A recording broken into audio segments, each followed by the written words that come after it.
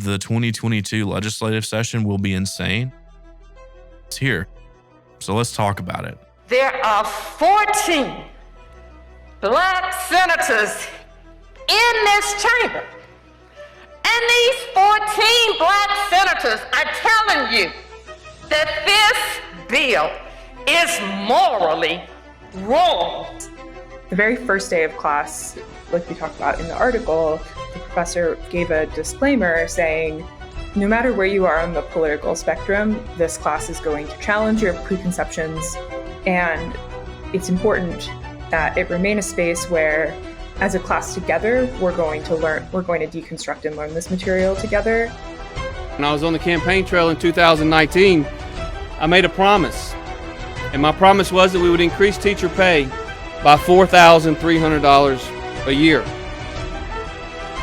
This teacher pay raise, at an average raise of $5,140, exceeds even that very optimistic promise.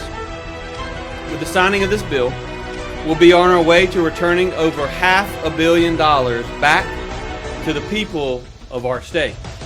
It is, after all, the people who have sent that money to Jackson. I'm Anna Wolf, Mississippi Today's poverty reporter, and I've been working on stories about the ever-unfolding welfare scandal in Mississippi. It's not just about access to reproductive health, it's health access in general. And I think our state leadership so far has not really changed their tune on anything that would actually directly address those needs. This has been a political issue, not a healthcare issue. Right, today yeah. For so many and so what they keep talking about is stuff like the foster care system and adoption, but that doesn't really make it easier for anybody to get contraceptives or basic primary care or prenatal care. Absent major changes in the way the H-2A program is administered and its rules enforced, there won't be another American generation of local black farm workers in the Delta. Instead, their jobs will have all gone to HTA workers who are far more susceptible to employee abuse. As we speak, we are drafting a state of emergency declaration with regards to Jackson's failure to produce running water. The primary concern I have is the customers who are not able to drink water. Customers, in some instances, who can't flush their toilets. The customers who can't take a bath or a shower when they want to. So just to clarify, people haven't had clean drinking water to, just use straight from their tap for over a month now. And that's just the latest instance of what's going on as far as people having to boil their water to drink it, to brush their teeth. This has been something that's been going on for years and years, and it's only getting attention now because the state has recently decided to intervene. You hear people we should respect, like Dr. Edney, state health officer, talking about how serious a crisis this is.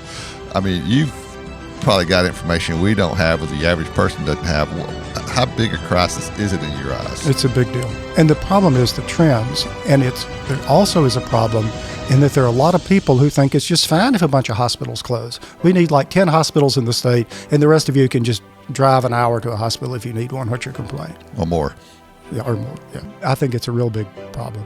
But this is what I'm saying. If we want to have hospitals, we've got to have some way to fund them. Well, it is that time of year, Dad. We're going to close the book on 2022. This is the way I thought it was always going to end. I hate it for Jackson State. He was unique. He was authentic. He was one of a kind. He was Mike Leach. That's who he was. He was one of a kind. We didn't even think they were going to make the SEC tournament, much less the NCAA tournament.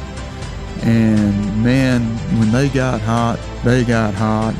Turning the page on a year like this one is never easy because it was such a good one. Yeah, but we got so much to look forward to in 2023. I'm looking forward to it. How about you?